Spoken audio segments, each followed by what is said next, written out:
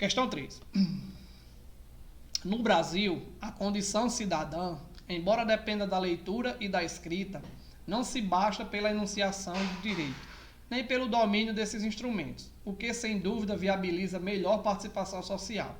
A condição cidadã depende seguramente da ruptura com o ciclo da pobreza, que penaliza um largo contingente populacional, formação de leitores e construção de cidadania, memórias e presenças.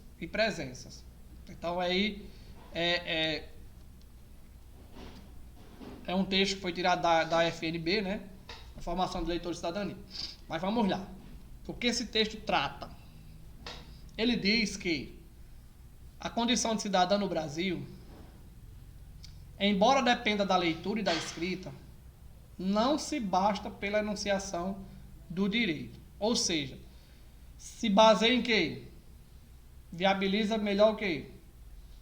Claro que viabiliza melhor a participação social, mas a condição cidadã no Brasil depende de quê?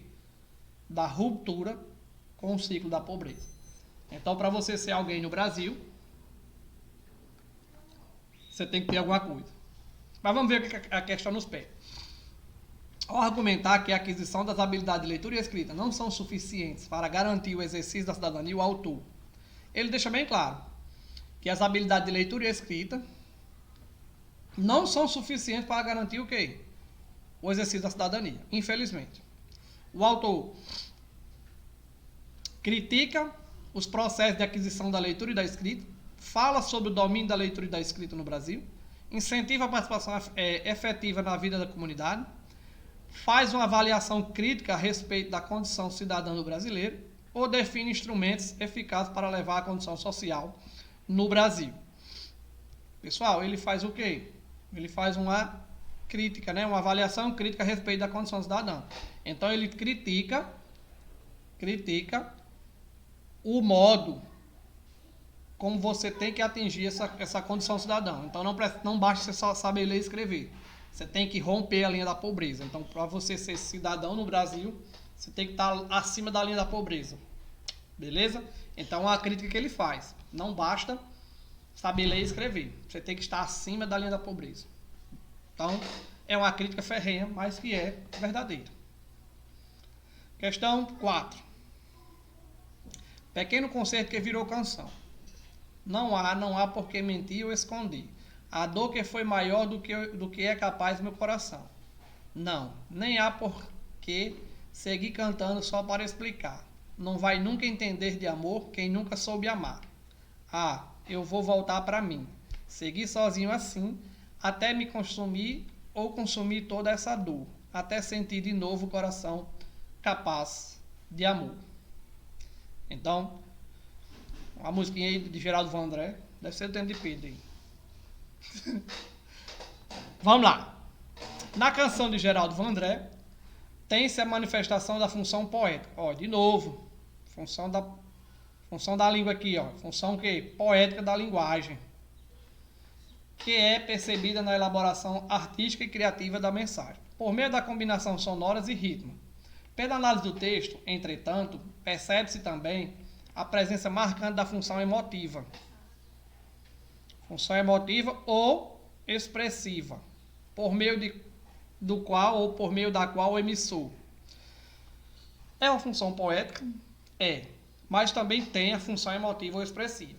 É aí onde eu vou provar onde está essa função expressiva e emotiva. Vamos lá. Exprime a canção as marcas de sua atitude pessoal e seus sentimentos. Transmite informações objetivas sobre o tema de que trata a canção. Busca persuadir o receptor da canção a adotar um certo comportamento. Procura explicar a própria linguagem que utiliza para construir a canção. Objetiva verificar ou fortalecer a eficiência da mensagem vinculada. Pessoal, função emotiva está ligado ao sentimento. Letra A. Imprime a alteração e marca o quê? Pessoal. Sentimento, marca pessoal. Seus sentimentos. Então, ele introduz nessa canção as suas marcas pessoais. Há de sentir de novo o coração o quê? Ó? Até me consumir há de sentir de novo um coração capaz de amar. Beleza? Então, letra A. Vamos à próxima. Preguiça é a mãe de todos os vícios, mas uma mãe é uma mãe. É preciso respeitá-la. Pronto.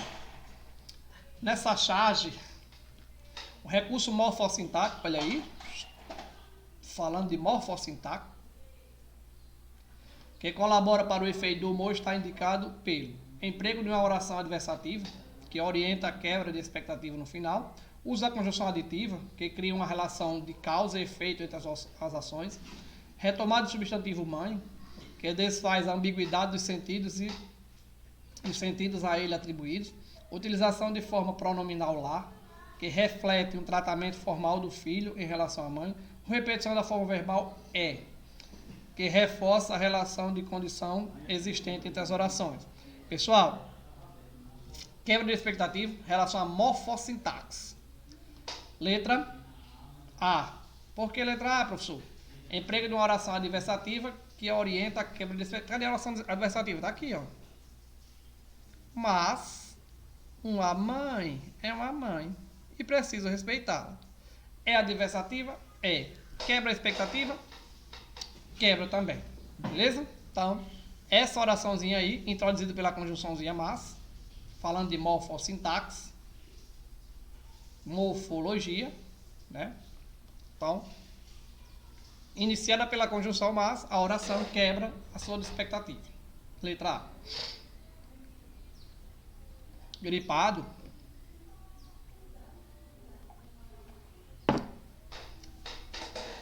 Gripado, penso entre espirros, em como a palavra gripe nos chegou após uma série de contágios entre línguas.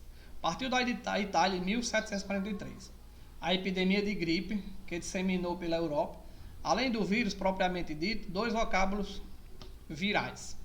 O italiano, influenza, e o francês, grippe. O primeiro era um termo derivado do latim medieval, influentia, que significa influência dos astros sobre os homens. O segundo era apenas a forma nominal do verbo griper, isto é, agarrar. Supõe-se que fizesse referência ao modo violento como o vírus se apossa do organismo infectado. Para se entender um trecho como uma unidade de sentido, é preciso que o leitor reconheça a ligação entre seus elementos. Nesse texto, a coesão é construída predominantemente pela retomada de um termo por outro, ou pelo uso de elipse. O fragmento do texto em que há a coesão por elipse do sujeito é, voltando aqui. Para compreender, para entender um texto, unidade de sentido, é preciso o quê? Reconheça as ligações entre seus elementos. Ligação entre os elementos. Coesão. Nesse texto, a coesão construída predominantemente, ele diz que ele quer que você encontre a coesão construída no texto. Ele é retomada pelo quê? De um termo por outro. Ou pela elipse. Elipse o quê? Elipse é quando ele não aparece, eu tiro. Elipse do sujeito, no caso aqui, esse é a elipse do sujeito. É quando eu tiro o sujeito. Ele não aparece. O fragmento do texto em que há a coesão por elipse do sujeito é, ele quer essa partezinha aqui, ele quer que você mostre, dessas alternativas aí, a coesão por elipse do sujeito. Onde é que tem coesão por elipse do sujeito? Onde eu tiro o sujeito. Vamos ver. A palavra gripe nos chegou após uma série de contágios entre línguas.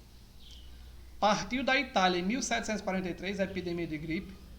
O primeiro era um termo derivado do latim medieval influentia, que significa influência dos astros sobre o homem. O segundo era apenas uma forma nominal do verbo griper.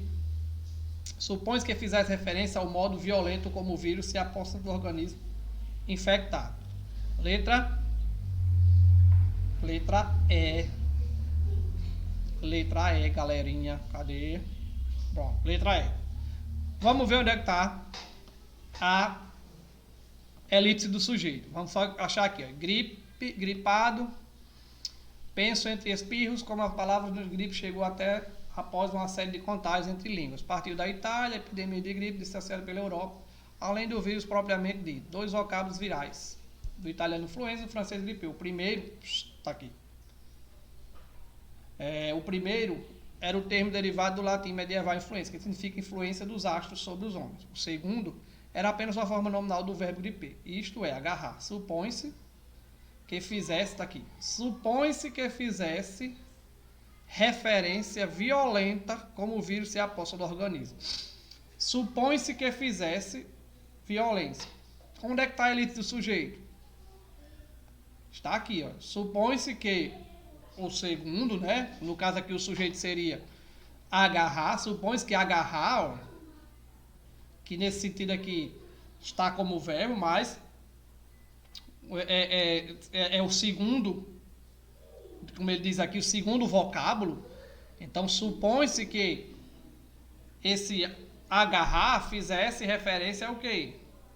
A forma violenta como o vírus se apossa do infectado. Então, como ele diz, ó, o primeiro era um termo derivado do latim medieval influente, que significa influência dos astros. O segundo era apenas a forma nominal do verbo gripper. O segundo, supõe-se que o segundo, que é o meu sujeito, o segundo fizesse referência ao modo violento como o vírus se aposta do organismo humano. Então está aí a elipse do sujeito. Beleza? Aqui, ó, supõe-se que eu tirei ele daqui, ó.